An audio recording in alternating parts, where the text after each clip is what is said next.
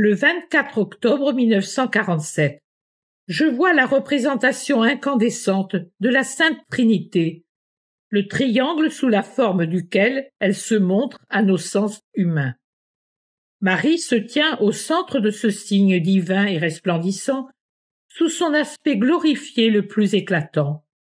Je ne l'ai jamais vue aussi belle et aussi glorieuse, une flamme d'une blancheur qui se détache sur le foyer ardent du Dieu un et trine. Tout en elle est lumière, son corps, son visage, ses mains, ses vêtements. Lumière, lumière, quelle lumière douce et puissante, quelle beauté lumineuse chez Marie, quelle éternelle jeunesse incorruptible chez la bienheureuse Vierge Mère. Et quelle humilité, quelle prière! Elle a les mains croisées sur la poitrine, comme à l'Annonciation, le visage levé haut pour regarder le sommet rayonnant de l'amour un et trine. Et pourtant, tout est humilité en elle. Le lys est moins blanc qu'elle, le soleil et la lune moins rayonnants. Elle est contenue dans le triangle divin jusqu'à hauteur des hanches.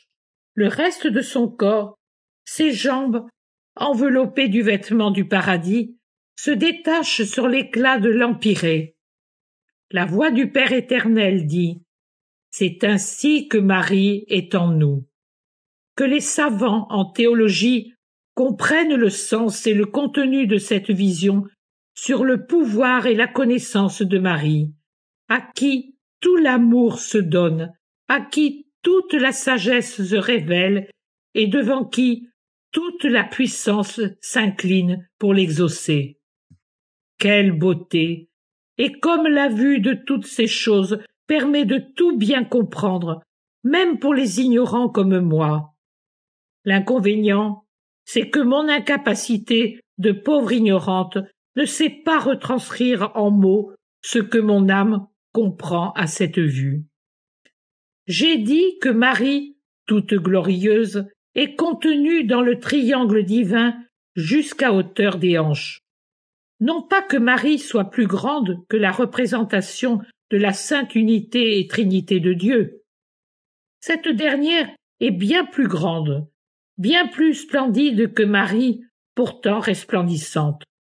Mais je crois que le Très-Haut veut me montrer cette vision pour me faire comprendre que Marie est grande, très grande, la seconde après Dieu qui est le premier, mais sans être comme Dieu qui est immense, infini.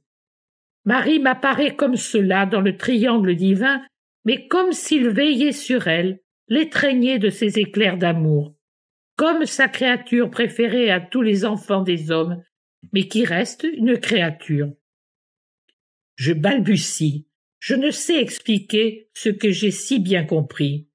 Et comme je voudrais faire comprendre ce que j'ai compris, je souffre de mon insuffisance.